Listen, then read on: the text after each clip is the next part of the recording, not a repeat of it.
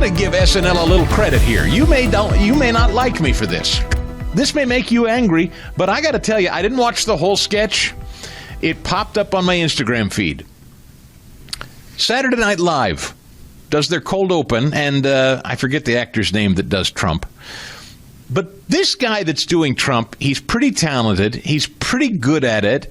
And most importantly, it's not done from a mean-spirited perspective, if you know what I mean, in terms of comedy. Look, he's a liberal. Of course he's a liberal. Of course everybody on Saturday Night Live's a liberal. But it's not like he wakes up every day with this vicious intent to attack. They know, as I've laid out this morning, at Axios, Kristen Welker on NBC's Meet the Press, they're all basically confessing, you got us. You're on offense every day, you got us, and we can't, you're going around us. You're winning with messaging, you're winning with communications. People like you. 77 million people voted for you. We're making up opinion polls as fast as we can, but truth of the matter is people support your policies. You're tough, you're a straight shooter. We know that. They're basically kind of acquiescing a little bit. So go with me on this. The impression here of Trump is him signing different executive orders. And the tone of this, if it's kind of nuanced to explain, because I realize a lot of people in this audience's reflexive action is to think SNL's attacking Trump and making fun of Trump. But just trust me when I tell you, this is actually them sort of embracing what you and I embrace about Trump. Now, I'm not saying they like it. In fact, they may even be trying to make fun of it. But they're embracing it, and it actually made me laugh because it is sort of the persona of Trump. It's casual. It's kind of flippant. He doesn't really care. He says whatever's on his mind, and it's stuff that mostly is on our minds, and that's why he won. Because people feel like he's honest and straight shooting, even if you don't always like what he says. And so with that, there's a guy that's trying to portray Stephen Miller. That's not great. Whatever. They bring in Marco Rubio. Whatever. The point is, I want you to focus in on the way they talk about Trump whipping out these executive orders one after another. It's to me, I chuckled. Listen. This order would reduce the number of interracial couples in TV commercials. It's just too many, right? You see them in the kitchen together making meal from HelloFresh. He's wearing loafers. She's got tight braids. You're like, where'd they meet? You know? What do they even talk about? It's insane. Well done, sir. Sir, this order will make it socially acceptable for a man in his 70s to date a 24-year-old. That's right. We're calling it the Belichick Law. We're going to make girlfriends young again, okay? Old men can now date far younger women. We like that. It's hot. But in reverse, it's quite disgusting, right? Very Dateline, you know? Did you see Belichick's girlfriend? She's pretty hot, right? Yes, she is a beautiful creature.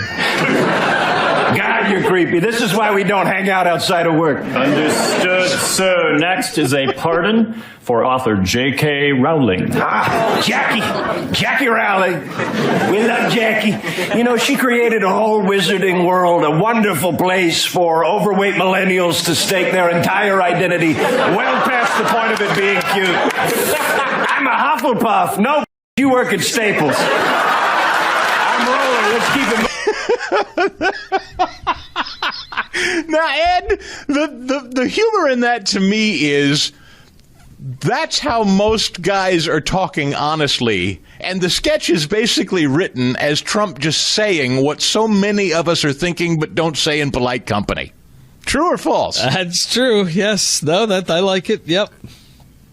So do you agree or disagree that that's actually, people watching that might actually really laugh if you're a Trump supporter, because it's guys in particular. That sketch was written by men for men, and I guarantee you, back in my days when I was sitting on a bar stool, there'd be 5 guys sitting around saying just that stuff. I guarantee it. Yes, and I wonder where that is. Like, is that saying okay? It's okay again to speak that way or to make light of that? Like, where is that coming from? You know? Yeah. Well, there's 2 ways to look at it.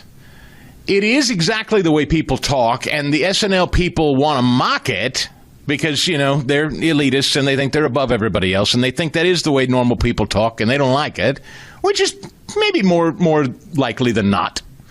Or it is the way they talk, and I guarantee you they do, including people in a writer's room at Saturday Night Live, but they would never say it publicly at mixed company parties or Manhattan social gatherings or what have you. They wouldn't say that in mixed company. So these are the things they write into the character of Trump so that they can say it without themselves taking the credit for saying it. Does that make sense? That makes perfect sense. Okay. Thank you for that walk through. I understand it now. They're able to say these things through their character of Trump. Once upon a time, those would have been things a stand-up comic would have said, or a comedy writer would have written for a comic. Because they're funny. It's a funny joke. It's true. There's not a man alive, if you're going to be truthful, there's not a man alive that doesn't say, hey, having a younger hot girlfriend's cool, but older ladies dating young men, that's gross. Ugh. That's like if you're going to... I'm generalizing, but you get my point. The point is, this is stuff people think and people say, and, the Hufflepuff thing, I don't know. For once, I saw a Saturday Night Live sketch, and Trump comes off as sort of the everyman and kind of cool. He mocks the Stephen Miller character. You're creepy. This is why we don't hang out after work. Stephen Miller's eccentric. I think he's fantastic. He's a great communicator. But you imagine that behind the scenes, certain people around Trump, he goes, you're weird. I don't want anything to do with you outside of work. Like, you can imagine Trump saying that, can't you? I can. I don't know. I love it. I absolutely love it. 1855, here's Trump just having a ball with this idea that he's running again in 2028. Are you seriously considering a third term, Mr. President, even though it's prohibited by the Constitution? Or is this about staying politically viable? I will say this. So many people want me to do it. Mm-hmm. I have never had requests so strong as that. But it's something that, to the best of my knowledge, you're not allowed to do. Mm-hmm. I don't know if that's constitutional that they're not allowing you to do it or anything else, but there are many people selling the 2028 hat. But this is not something I'm looking to do. I'm looking to have 4 great years and turn it over to somebody, ideally a great Republican to carry it forward. But I think we're going to have 4 years, and I think 4 years is plenty of time to do something really spectacular. Trump is also interesting in the way he answers that. I think a lot of people assume that he would just instantly say Vance. Have you noticed that twice when he's asked this question about who will succeed him, he says, I don't know. Could be Marco, could be Vance. I don't know. We've got a very impressive bench. I don't know. Does that surprise you, Ed, that he won't just say Vance is my guy, ride or die? It's Vance all the way to carry on the Trump tradition? Does that surprise you? With Trump, it doesn't surprise me at all, to be perfectly honest. No. No, it shouldn't, particularly since Mike Pence got an award this weekend for January 6th. That's a subtle reminder of what can happen, how things can change in 4 years. For full shows, live and on demand, it's Salem News Channel.